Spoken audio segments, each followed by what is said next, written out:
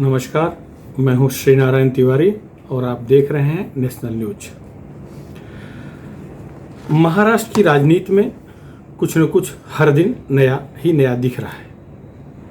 इस समय एक नई चर्चा जिस पर जोरों से चारों तरफ चर्चा हो रही है वो ये है कि क्या शिवसेना प्रमुख उद्धव ठाकरे अपने पुराने मित्र भारतीय जनता पार्टी के साथ फिर से सरकार बना सकते हैं।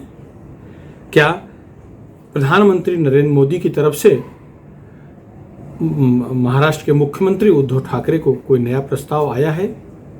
क्या अपने कथित चाणक्य शरद पवार जी और शिवसेना के चाणक्य संजय राउत की बात को न मानकर उद्धव ठाकरे वापस अपने पुराने नैसर्गिक मित्र भाजपा के साथ जा सकते हैं? इन मुद्दों पर इस समय पूरे महाराष्ट्र में, यूं कहें पूरे देश में गहन चर्चा हो रही है। दरअसल हुआ यह है, इस चर्चे के कारण महाराष्ट्र के मुख्यमंत्री उद्धव ठाकरे जी का प्रधानमंत्री नरेंद्र मोदी जी से 30 से 35 मिनट की जो बंद कमरे की बैठक हुई है उसको लेकर ज़्यादा हो रही है। उस बैठक के बाद पूरे महाराष्ट्र की राजनीति में एक नए तरह की चर्चा की शुरुआत हो गई है। लोग इस पर चटकारे लेकर चर्चाएं कर रहे हैं। राजनीतिक हलके में चर्चा है ही है, आम जनता भी इस पर चर्चा कर रही है। सारे राजनीतिक दल के सामान्य कार्यकर्ता, ग्राउंड लेवल कार्यकर्ता भी इस पर सोचने लगे हैं, इस पर चर्चा करने लगे हैं। देखिए, ये तो सच है, शिवसेना और भाजपा करीब 25 साल तक साथ में बीएमसी में, बॉम्बे म्युनिसिपल कॉरपोरेशन में सत्ता में रही और लगभग 30-32 साल की इन सब की पुरानी दोस्ती है। और भारतीय जनता पार्टी रामभक्त, हिंदूवादी, कट्टर हिंदूवादी पार्टी है, तो शिवसेना उससे भी ज़्यादा कठोर हिंदूवादी पार्टी थी जब तक स्वर्गीय आदरणीय बाला साहब ठाकरे सजीव सशरीर थे, जब तक जिंदा थे। उनका कठोर रुख, उनका हिंदुत्व को लेकर के जो कठोर रुख था उसकी चर्चा, उससे जो कंपन होता था, भारत ही नहीं विश्व के कोने कोने तक हिंदू उससे प्रभावित होते थे, उससे उत्साहित होते थे, प्रेरित होते थे। बाला साहब ठाकरे की एक हुंकार पर कश्मीर से कन्याकुमारी, अटक से कटक तक, जहां तक भारत देश की चौहद्दी है, सब के सब सन्न होकर के एकदम से तन्मयता से सुनते थे और अमल करने लगते थे। ये कड़वा सच है कि उनको महाराष्ट्र की सीमा में बांधना असंभव था। उनकी बात को सुनने मानने वाले पूरे देश में थे। फिर ये जो आज की सरकार, मजबूरी की सरकार महाराष्ट्र में चल रही है, भले ही उद्धव ठाकरे शिवसेना प्रमुख हैं, आदरणीय बाला साहब के सुपुत्र हैं, लेकिन ये अपने विचार से विरोधी विचार वाले दो संगठनों के बल पे मजबूरी की सरकार चला रहे हैं। ये भी मजबूरी के मुख्यमंत्री हैं क्योंकि इनकी हार्दिक इच्छा मुख्यमंत्री बनने की नहीं थी। इन्हें शरद पवार, राष्ट्रवादी की पार्टी के चाणक्य शरद पवार और शिवसेना के चाणक्य संजय राउत, ये दोनों मिल करके इस तरह का माहौल बनाए कि इन्हें मुख्यमंत्री पद स्वीकार करना पड़ा, क्योंकि बाकी जो राष्ट्रवादी के वरिष्ठ नेता थे या कांग्रेस के वरिष्ठ मंत्री नेता थे, वो आदित्य ठाकरे अथवा शिवसेना के किसी अन्य नेता के मुख्यमंत्री पद पर बैठने के बाद साथ में सरकार बनाकर काम करने के पक्ष में नहीं थे। ये सच्चाई है। तो उद्धव ठाकरे को मुख्यमंत्री बनने की कोई बड़ी ख्वाहिश नहीं थी, सच है। बाला साहब ठाकरे चाहते तो राष्ट्रपति बन गए होते। उस समय उनकी तूती बोलती थी, उनसे ऑफर भी था। महाराष्ट्र में जब युति की सरकार आई तो मुख्यमंत्री का पहला ऑफर भाजपा की तरफ से स्वर्गीय बाला साहब ठाकरे के लिए था, लेकिन उन्होंने नकार दिया। बोला, छी, मुझे मराठी में बोले थे कि मुझे रिमोट कंट्रोल चलाना है, रिमोट कंट्रोल वाली सरकार चलाना है, मुझे मुख्यमंत्री नहीं बनना है। मैं राजनीति के किसी पद पर नहीं रहूँगा, सत्ता के किसी पद पर नहीं रहूँगा, शिवसेना प्रमुख ही आजीवन रहूँगा और आजीवन रहे। तो आज जो चर्चा है, जो इस पे माहौल गर्म है, वो ये है कि उद्धव ठाकरे को प्रधानमंत्री नरेंद्र मोदी द्वारा एक प्रस्ताव भिजवाया गया है। वो सीधे प्रस्ताव आया है कि वाया किसी के आया है? फोन आया है कि किसी अन्य माध्यम से आया है, इस पर अभी तक स्पष्टीकरण नहीं हो रहा है। लेकिन जिस तरह के बड़े नेता इस पर दबी जबान में चर्चा कर रहे हैं, भाजपा के भी और शिवसेना के भी, उसमें जरूर कुछ न कुछ तो तथ्य होगा। अगर आग नहीं लगी है तो धुआं नहीं आएगा, कुछ तो होगा। एक बात, उद्धव जी प्रधानमंत्री मोदी से मिले, अपने 2 मंत्रियों के साथ गए थे, उनसे औपचारिक बैठक के बाद वो बंद कमरे में अलग से मिले। अजित पवार को और अशोक चौहान को, ये दोनों अपने मंत्री को बाहर बैठाए और 35 से 40 मिनट तक लंबी प्रदीर्घ चर्चा हुई। अगर वो चर्चा हुई होगी, इस लेवल के एक मुख्यमंत्री और प्रधानमंत्री चर्चा होनी थी तो बाहर सबके सामने हुई होती। निश्चित रूप से उनकी निजी चर्चा थी, तो चर्चा में ये थोड़ी पूछा गया होगा कि आप कैसा कपड़ा पहने हैं, आप स्वास्थ्य कैसा है, ये सारी बात तो बाहर ही हो गई होगी। निश्चित है उस पर राजनीतिक चर्चा हुई होगी, ये तो कयास सब पहले से लगा रहे हैं, बैठक संपन्न होने के बाद से लगा रहे हैं। लेकिन अभी जो नया मुद्दा आया है चर्चा में, नई बात बाहर आई है, वो ये है कि मोदी जी ने उद्धव ठाकरे जी को प्रस्ताव भेजा है कि वो भाजपा के साथ चले आए, जिससे बीएमसी में उनकी सत्ता बरकरार रहे। बीएमसी ही शिवसेना का, कहा जाता है कि बीएमसी ही शिवसेना का मेरुदंड है। शिवसेना के विकास में ठाणे महानगर पालिका और मुंबई महानगर पालिका की सत्ता आने के बाद जिस तरह से, जिस भी रूप में विकास कहिए, शिवसेना का विकास जो हुआ है उसके बाद हुआ है, चाहे वो आर्थिक विकास कहिए, चाहे सामाजिक विकास कहिए, चाहे प्रशासनिक विकास कहिए या राजनीतिक विकास कहिए, तो सत्ता आवश्यक है। पूरे राज्य पर तो शिवसेना एक हाथ से सत्ता ले नहीं सकती, उतनी क्षमता भी नहीं है, क्योंकि जिस तरह से 3 संगठनों को मिल करके सरकार चला रहे हैं, इससे तो राज्यव्यापी शिवसेना का पहुंचना मुश्किल है। लेकिन भाजपा के साथ उनकी जो स्वाभाविक मित्रता है, दोनों राम भक्त हैं, दोनों हिंदूवादी हैं, दोनों कट्टर हिंदूवादी हैं, तो उनकी दोस्ती खूब लंबी निभी। कारण वैचारिक रूप से दोनों एक थे, भले ही पार्टी के विकास को लेकर के, विधानसभा चुनाव को लेकर के, लोकसभा चुनाव को लेकर के उनमें कुछ न कुछ आपसी मनमुटाव हुए होंगे, लेकिन लार्जर इंटरेस्ट में दोनों एक साथ आ जाते थे।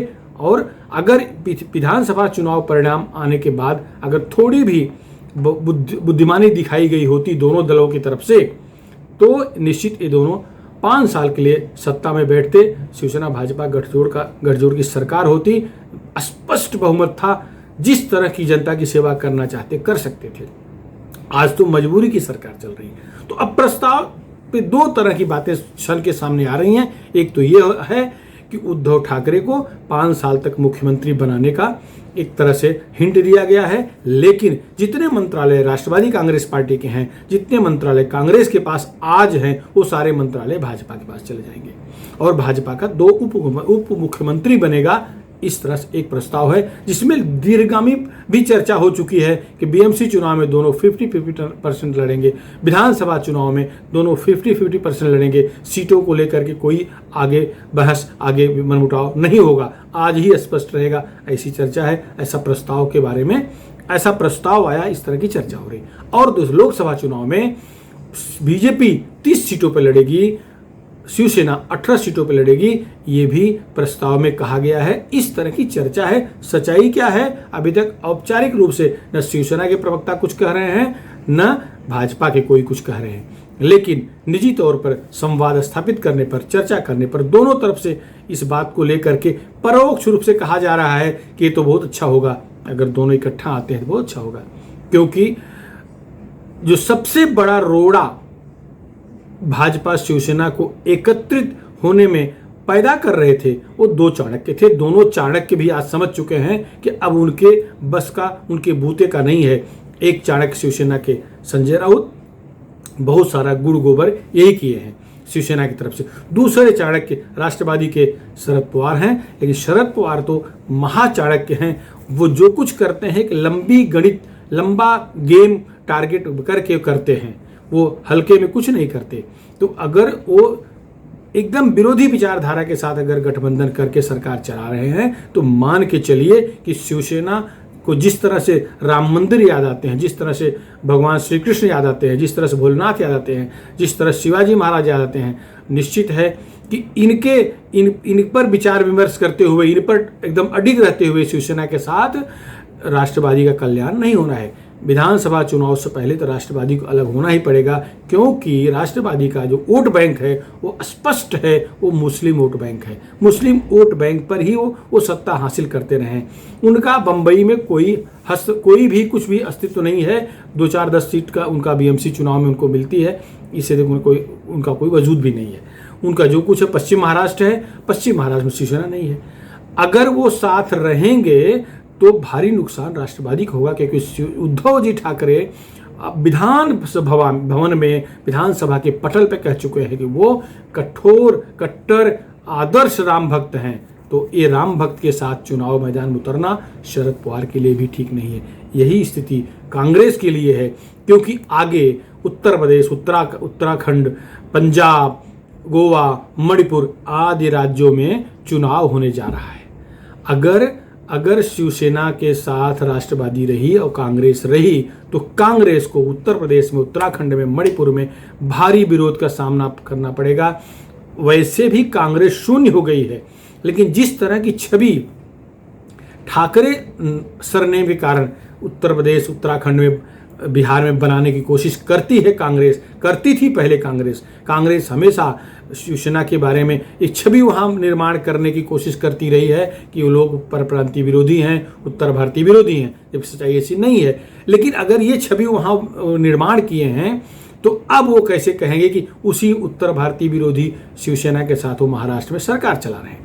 अगर ऐसा रहा, सरकार तब तक रही इनकी, तो उत्तर प्रदेश चुनाव में पिट जाएंगे। अभी जो 1-2 सीट का अवसर दिख रहा था वो भी शून्य हो जाएगा। प्रियंका गांधी का राजनीतिक भविष्य उत्तर प्रदेश चुनाव पर है।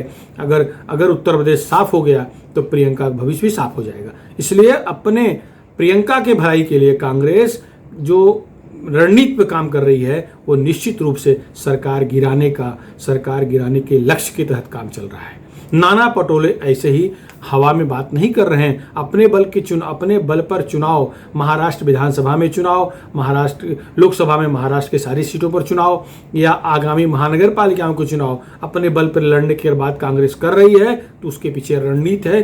100% केंद्र से, दिल्ली से उनको हरी झंडी मिली हुई होगी, क्योंकि 5 राज्यों के चुनाव, हिंदी भाषी राज्यों के चुनाव से पहले उन्हें अपनी छवि क्लियर करना होगा।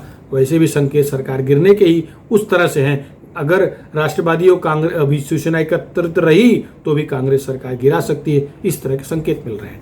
अगर जिस तरह से बीजेपी से प्रस्ताव आ रहा है, ये तो फायदे का सौदा शिवसेना के लिए है, क्योंकि शिवसेना चुनाव मैदान में जाएगी उनके कार्यकर्ताओं के सामने, तब ये एक विकल्प रहेगा, बोलने के लिए एक रास्ता रहेगा कि हाँ ठीक है, उस मजबूरी में हम चले गए थे, लेकिन हम आखिर अपने साथ हैं, हम राम भक्त, हम सब एक हैं। राम मंदिर बन रहा है, राम मंदिर पर जितना शिवसेना आक्रामक रहती थी, अगर वो आक्रामक रहेगी तो उसका वोट बैंक और इंटैक्ट होगा और मजबूत होगा। भाजपा अगर लड़ गए, भाजपा और शिवसेना आपस में, तो निश्चित है कि राम मंदिर की लहर का पूरा फायदा, राम मंदिर निर्माण का पूरा फायदा भाजपा को मिल जाएगा। बीएमसी चुनाव में, ठाणे महानगर पालिका चुनाव में जो 7-8 महीने के अंदर आने वाला है, शिवसेना का भारी नुकसान हो सकता है। उन्हें कार्यकर्ताओं को इस बात को सुनकर प्रसन्नता हो रही है, शिवसैनिक अंदर अंदर प्रसन्न है। अगर ये नया समीकरण बनता है तो शिवसेना के लिए भी फायदेमंद है, का बीजेपी के लिए भी फायदेमंद है।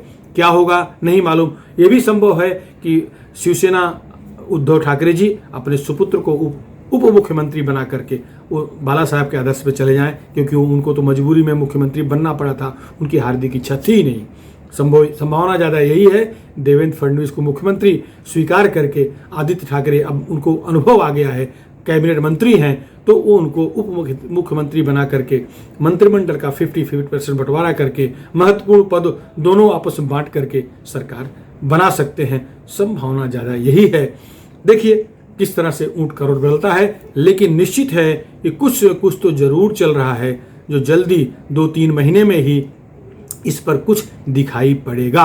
कोरोना जैसे जैसे खत्म हो रहा है, कमजोर पड़ रहा है कोरोना, वैसे वैसे संभावना बढ़ रही है। यह मुद्दा हमने जो विचार रखा है, आप भी इसे विचार करिए। यदि आपको हमारी बात पसंद आई हो तो इसको जन जन तक पहुंचाइए, हमारे चैनल को सब्सक्राइब करिए, शेयर करिए। धन्यवाद।